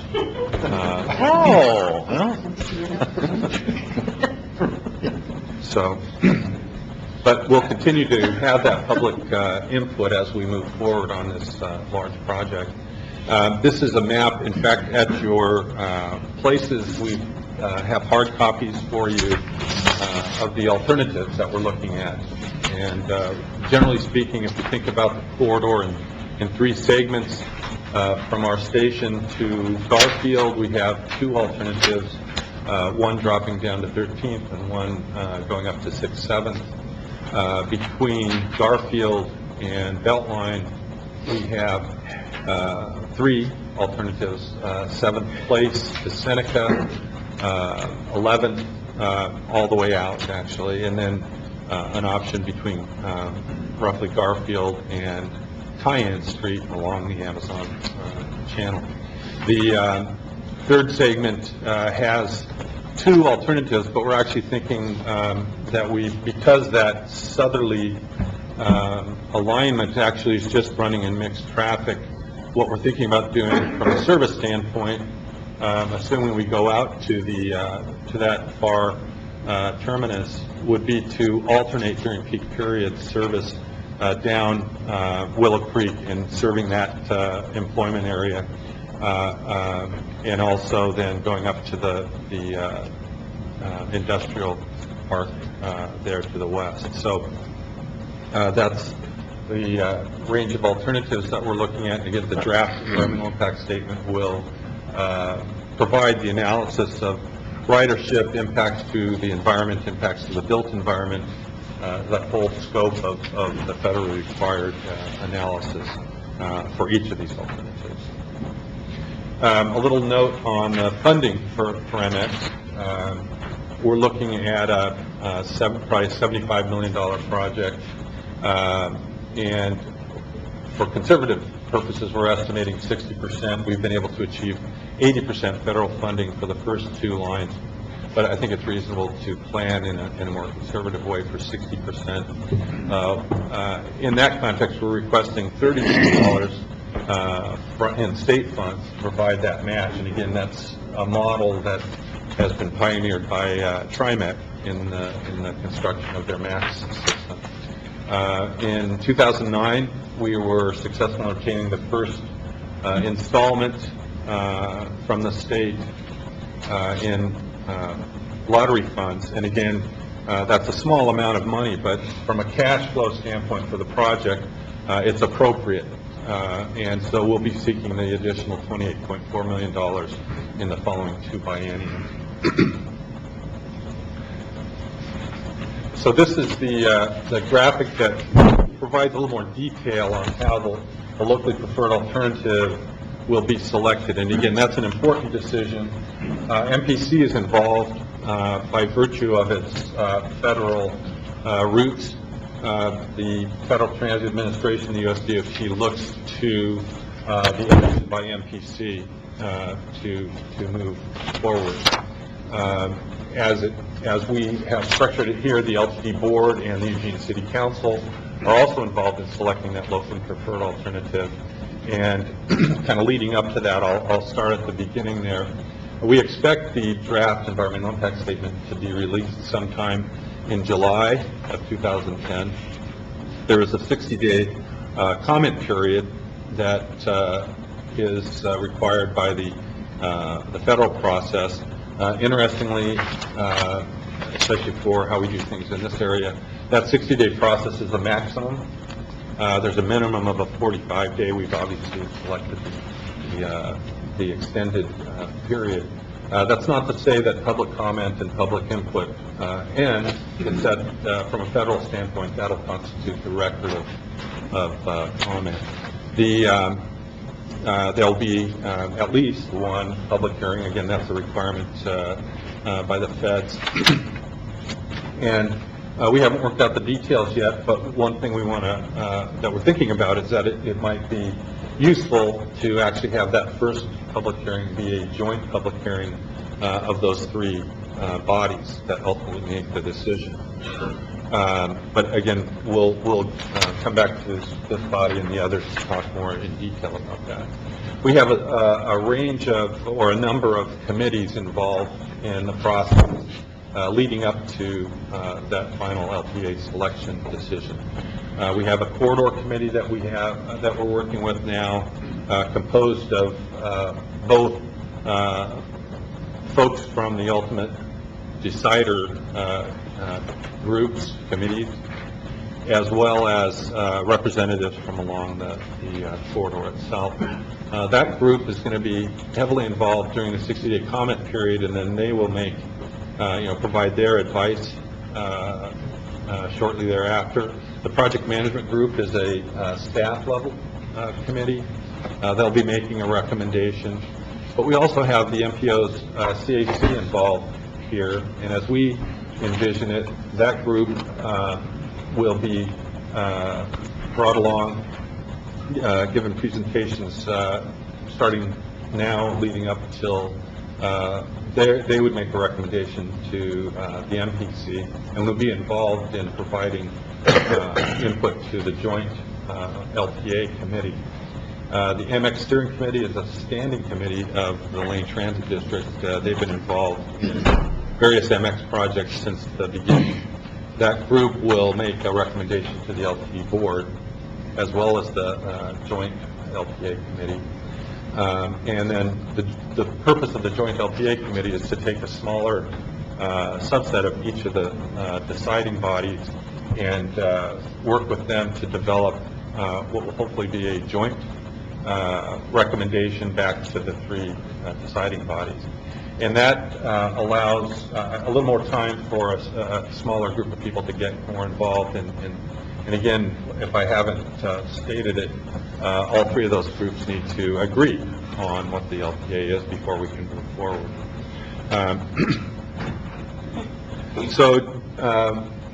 Just a little bit more about the joint LPA committee membership. We're envisioning 3 representatives from each of the deciding policy bodies. The Eugene Council and the LPD Board have made their appointments, and they're listed there. Mayor Piercy, Councilors Pryor and Ortiz for Eugene, and then board members Eister, Evans, and Corky from LTD. So the proposal, just for discussion today, given that Eugene and LTD already have membership on the joint committee, and given that the project is not in Springfield or Coburg, and then also given that the portions of the 2 alignment alternatives run on ODOT facilities, our proposal would be to consider appointing 2 Lane County MPC members and 1 ODOT MPC. That concludes my presentation. Yes, if you have any questions or comments. Okay? Any questions or comments? Any reaction to the proposal, I guess? Can you go back 2 slides, Tom? 2 slides? Yeah. So that's the joint. Yeah. Right. And again, our proposal is here. I think the other thing is, given that we don't have a quorum, we're anticipating that this could be formalized in an action in January. We're not in a hurry to take this action. You might seek a reaction on the part of the 3 MPC members identified. Yes. Well, obviously Hillary Wiley is top on the list. Well, I would suggest, as one of our Lane County reps, I would certainly be interested in being in that. I want to suggest that part of what we've been doing at the Board of Commissioners, with the focus on the need to reauthorize SRS funds being our biggest priority, we've been working really hard to try to minimize or focus some of the appointments of commissioners to various committees. So I don't want to speak for Commissioner Sorensen, but I would perhaps recommend that the recommendation be 1 Lane County Commissioner for this MCC committee, and I would be happy to serve. And ODOT is willing to have a staff person their own. I have a related question that addresses what you're looking for from us. I was struck by the length of time it takes from first conceived to implementing of a project. And I wondered, thinking about the Beltline corridor, in that right now we're started a process to scope some possible projects there, and I'm on that committee along with some others too, and it's been raised that part of our goals for how we measure the success of various proposals that will be coming up is that we clearly realize we need to really bump up the amount of transit crossing the river on Beltline from the west to the east. And as part of that, part of what we're learning about modern transportation projects too is having dedicated transit lanes built in early rather than afterwards makes a lot of sense. So given that we're looking at a number of concepts there for either new bridges, new lanes, widened lanes, et cetera, and that TDM, Transportation Demand Management, is going to need to be a big component of that project. On the planning level for LTD, can you comment, or can I have some thinking from some folks around how LTD can be involved with ODOT and our local partners as we go to scope out those projects so that we can get MX involved there? I saw on your map it's not there, but it needs to be on that map. How do we Actually, get that's Up there it says perimeter. Perimeter. That's the crossing, that's Beltline. So that is there. And so let me respond. We're actually participating in at the staff level on that scoping project. We have a staff member that participates in that, and I participated in one of the recent meetings talking about our vision of how MX might work along that corridor.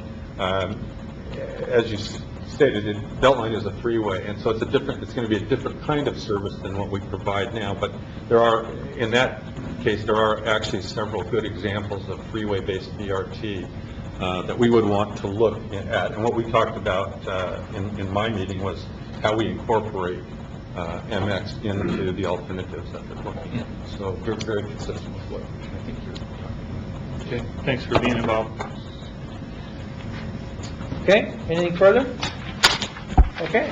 Thank you. And next up is Ms. Reiner, and this is the update for the MPC on the Lane County Area Commission on Transportation. And I know that you've all had a big interest in this. The Board of Commissioners has been working on this as well. So welcome to Ms. Reiner. Thank you. I know you've been kind of kept up to date on the process the county's been going through on the development of the act. They're putting together a forum for the development of the charter. And so this particular item is related to really the NPO's interest in this process, and how we'd like to participate in the type of representation we would have. This is not for the ultimate act. This is really for this initial task force group that will be meeting over. I believe they're looking to have a response in I'm going to say April. Is that right? End of April. So that this committee would have a 4-month plus or minus life there to be part of the charter development process. The commissioners will be meeting to discuss their exact recommendations for this next week, but we wouldn't have an opportunity to talk about this until January, and there was some sense that timeliness was important. We are bringing this today. Certainly, without a quorum, a vote doesn't work, but I think maybe some sense of the direction, so we could formalize that in January. And that's kind of what's the alternatives or the options I put forward there is kind of what the level of involvement is. Ultimately, in the act, the MPO is a kind of key stakeholder in the process, and that coordination between the two will be critical. This is really, in terms of this first step in developing the charter, how much MPO representation and involvement is desired. This option 2 describes the fact that within that forum, most, if not all, of the individual entities represented at this table will have representation on that forum. Certainly, City of Eugene, City of Springfield, City of Coburg, ODOT, and LTD there. Our recommendation, however, was to look at that third option, which identifies someone specifically to look at the issues around coordination with the MPO itself, as a federally funded entity that needs to coordinate with ODOT in the SIP process, as opposed to the individual jurisdictions. That is absolutely the purview of the MPC as to determine that. And if you have any other real questions about the act process, Mr. Zako is more than happy to answer those. Okay? Any other questions? Want to make some comment, Rob? Sure. Thank you, Andrea. Thank you, members of MPC. I'm Rob Zake. I'm a consultant. You probably have never met me before. But I've been hired by Lane County to work on the project forming the act. I would say that there are, as Andrea said, the individual jurisdictions that are part of MPC will have representation on this forum that we're looking to put together. There are two other areas where MPC may want to be involved, and one is, as Andrea said, whether you want to have somebody who represents specifically MPO interests, and my recommendation is going to be that that's a staff person who's really familiar with the federal regulations of sort of, what does an MPO need to do in terms of the feds, and bring those federal requirements to the discussion for the act so there can be coordination. And so you might want to think around this table, if you're comfortable with that, and if so, who that staff person might be. The other opportunity is we're looking to recommend that your CAC, your Citizen Advisory Committee, have a member in this forum. And the reason for that is that acts are required by the Oregon Transportation Commission to have a fairly robust public involvement process. Your CAC has already been doing a lot around public involvement. Both you and the act look at STIP issues, and rather than having those be separate, we're looking to coordinate things better. So since the CAC already has some expertise around public involvement, is moving into the STIP process, we thought having them involved in this discussion would be useful as well. And so that's also something for you to think about to the extent that the CAC reports to you. And I think those are my comments, but I'm happy to answer questions. Okay. Any questions for Rob or Andrea? Any comments? Just a quick comment that I support the MPO representative, staff. Andrea recommended she's willing and available. And I certainly support the CAC. So maybe CAC and staff from MPO as being two slots on the charter that the county would submit to the OTC. Or on the task force. This is just On the task force, the pre-act. I'm getting way ahead of myself. And Chair Sorensen, we're going to be having this discussion with you next week, and I Couldn't apologize possibly jump to that, could we? that we haven't gotten the memo to you yet. That will be coming today or tomorrow. We're going to have these two slots on the task force that will discuss submission of ideas to the Board of Commissioners for the creation of the charter to be submitted to OTC. Very good. Okay, very good. Okay, thanks for that clarification. All right, any other ideas on this topic? Okay, thank you very much. And Councilor Blank has informed me he has to leave at 11:15. But I told him he was really late. That's before he got But now he has to leave at 1:20 or something, so he wants this taken up. Okay. And so this is item H, and we'll go over to the STIP, no, we'll do the STIP, I guess we already did that. So we're doing H, the Greenhouse Gas Task Force next, to accommodate council.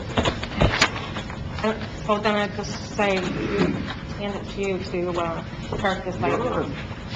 So, we met last Friday and went over the document after our Thursday meeting at MPC, or MPO, and one of the things, we worked through everybody's suggested changes to the document and came up with consensus on all of the recommendations that we're moving forward. And the ones that since we had consensus on everything, there were a couple issues that we didn't have. We had our definition of consensus, which is consensus minus one, that we decided to leave out and move on later, so that the document could have complete consensus of every party in it. So, at the end of that Thursday meeting in MPC, I summarized that there were 5 issues that came out of that meeting, that I brought to the Greenhouse Gas Task Force, and that was, one, that there didn't seem to be a good rationale of why we were doing this and focusing in on this particular issue in the broader context of what the state's doing on climate change, that the tone and language issue should be changed, that there needs to be more discussion, more opportunity for funding, especially with federal implementation and planning. And then Greg Evans brought up the issue of Title VI and equity, and then we also talked about some short-term actions. So on all 5 of those, we moved on 4 of them. As to the why, we added a pie chart to the discussion at the beginning that shows relevance to why transportation is there, and then talked about the legislation, why we're working on this particular issue.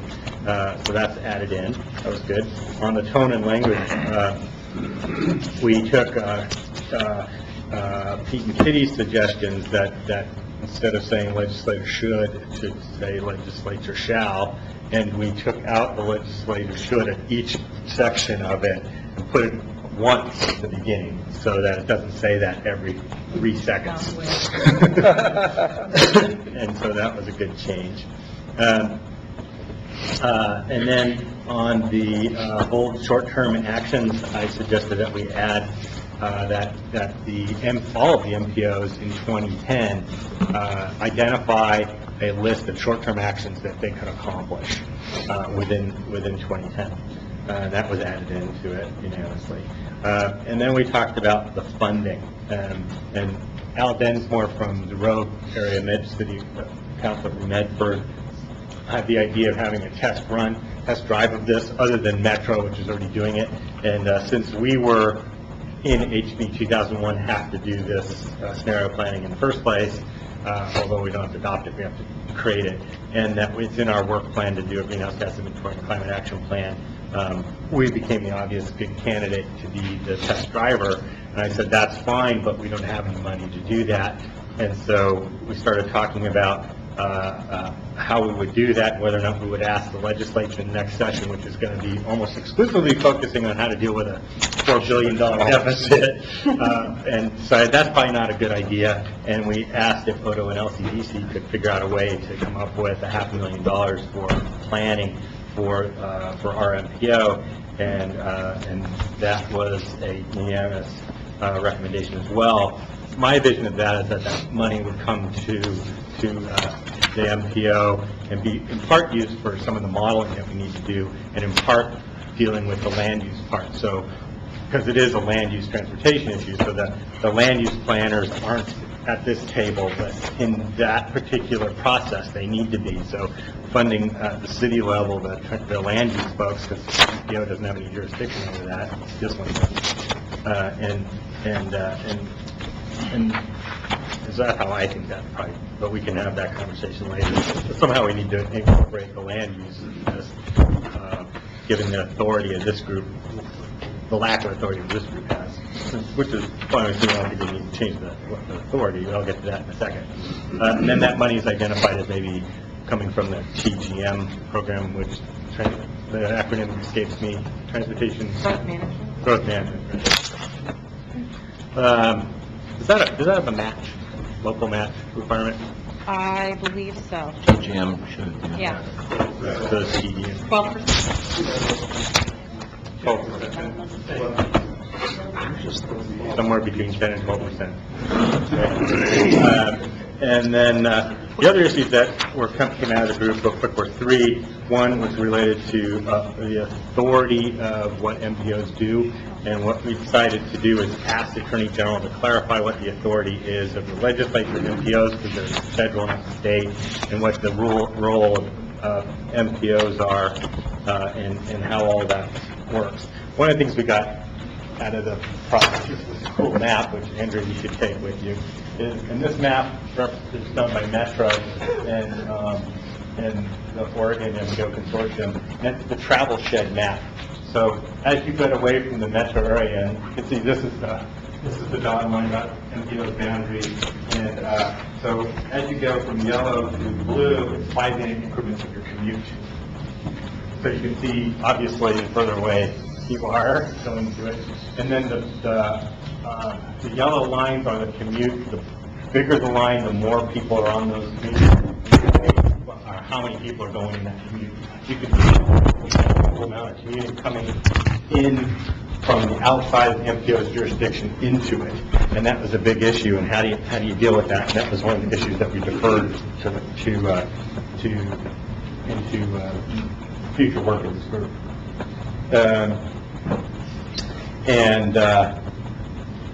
We also decided to be more clear about the definition of terms, especially what does it mean to do scenario planning, and then MPO staff, all the staffs had several comments that incorporated a lot about timing and schedule and how does it impact our current work on RTP and stuff like that. The process for here was we went through each one of those and said, does anybody disagree? So that means we have consensus. The staff wrote that down, the facilitators.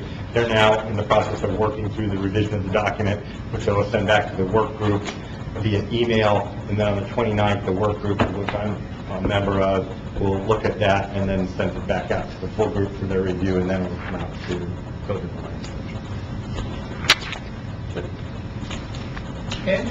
Any other questions for Councilor Blanca on the greenhouse gas task force? Rob?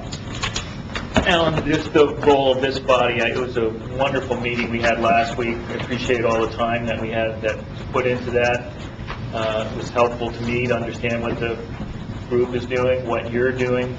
It appears to have been helpful to you, given our next MPC meeting and timelines for that you're working on to finalize your work. Do you have a recommendation for us around how we can stay engaged and help your and the committee's work? I think at this point it's the finalization of the document, and so it's more about wordsmithing as opposed to conceptual from that group.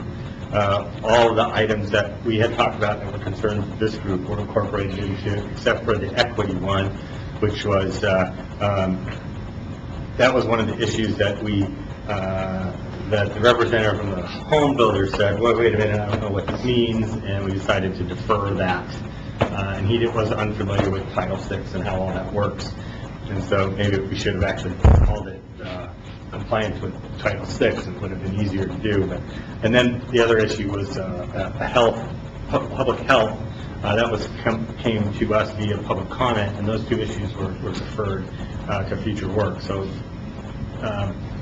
I'll send out the revised version for anybody's comment before it gets finalized. If there's any final wordsmithing or editorial comments, there's an opportunity for you to weigh in via that process, but not, because it's going to move real fast before our next meeting. Is there an opportunity to fine-tune that number, 500,000? Might be good if we got our transportation staff working on it, make sure we have all the pieces together and we get a Since it was, well, how much do you think it would cost? And I said, I don't know, I have to have $1 million. Yeah. Not very fine-tuned, huh? Yeah. Just to follow up, I've been working with ODOT staff on that particular item, and frankly, I think they're not looking to put that into the legislation, but more identify the need to identify funding, and I've made them aware that that was a wild guess, and it was a one-time, and we really have an ongoing need for quite a bit more than that, and we also have HB 2001 promise kind of out there. So I was happy to hear Matt's comment that they have a place within that flexible funding that they're looking to make good on. Yeah, and that conversation came up organically within the meeting when Al Bensford decided to brought this idea of a test run or test drive of it, and looked like we were the right organization do that since we're already doing it anyway. So I think, yeah, we could refine that and work on it. And it's going to be in the report, but it's not going to be something that's going to say to direct the legislature to do. It's going to be something that LCDC and ODOT are working together to finalize. So it's not a legislative ask. So we avoided that. Yeah, because it would have been our rival if we would have asked. Okay? Anything further? All right, well, thank you for that explanation and update. And there was nothing further on this SIP funding framework recommendations? You're done with that? No.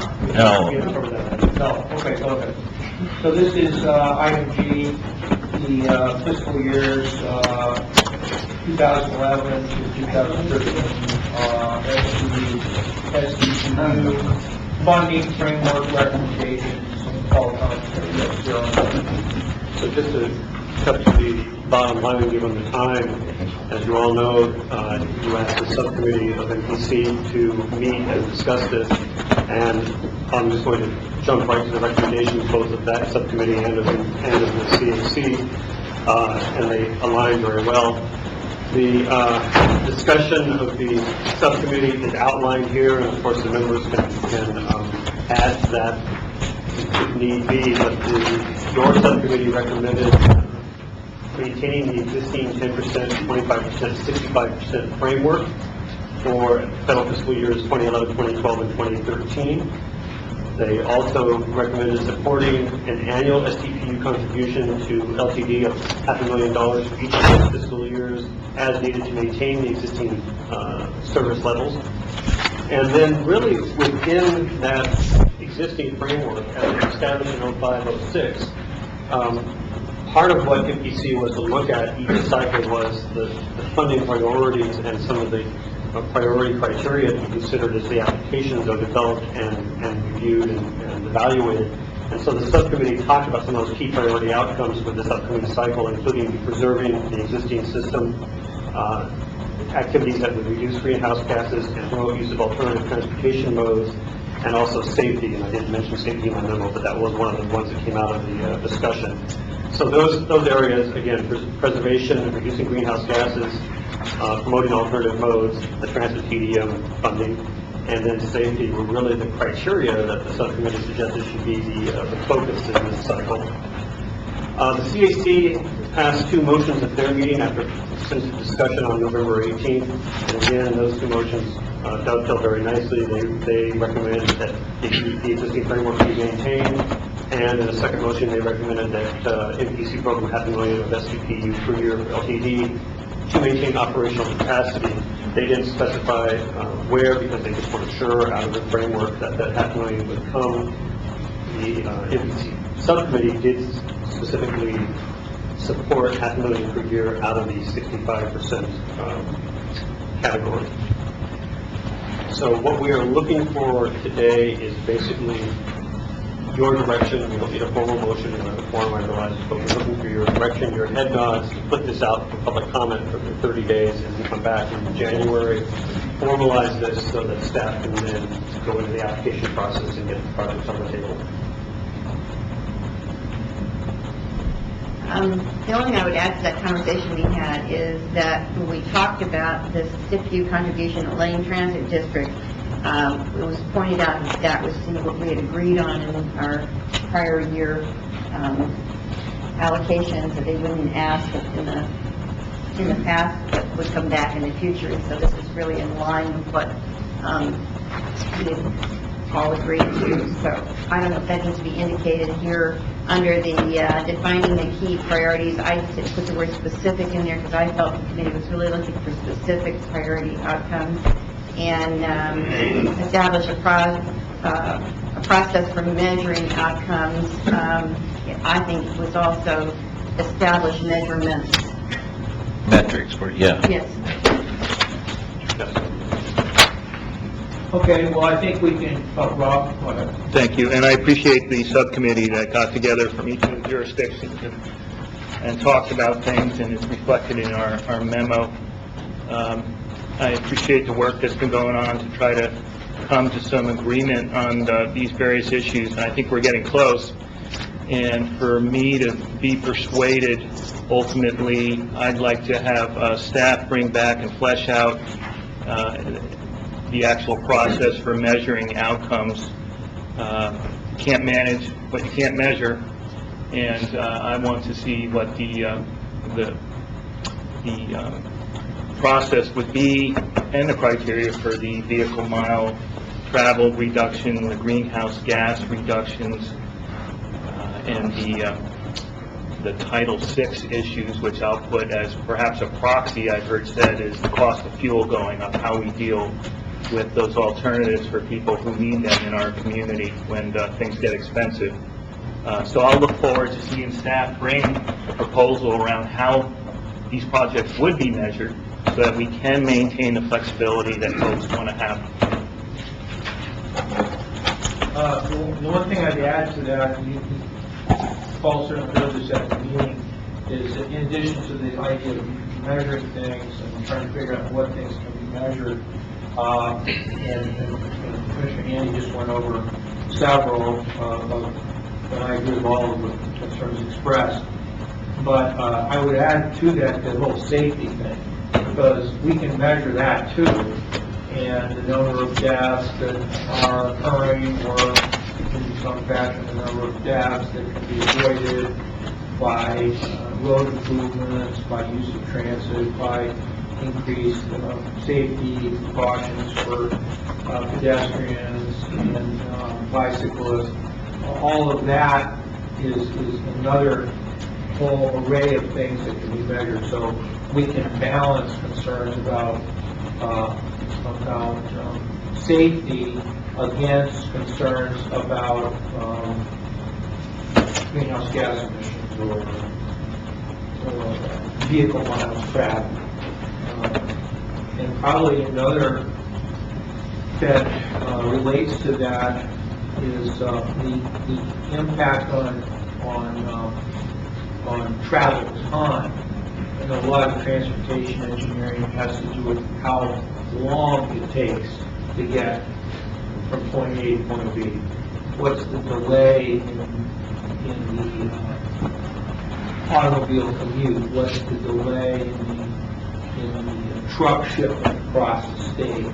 There's a lot of transportation engineering over time, over the delay or the congestion or the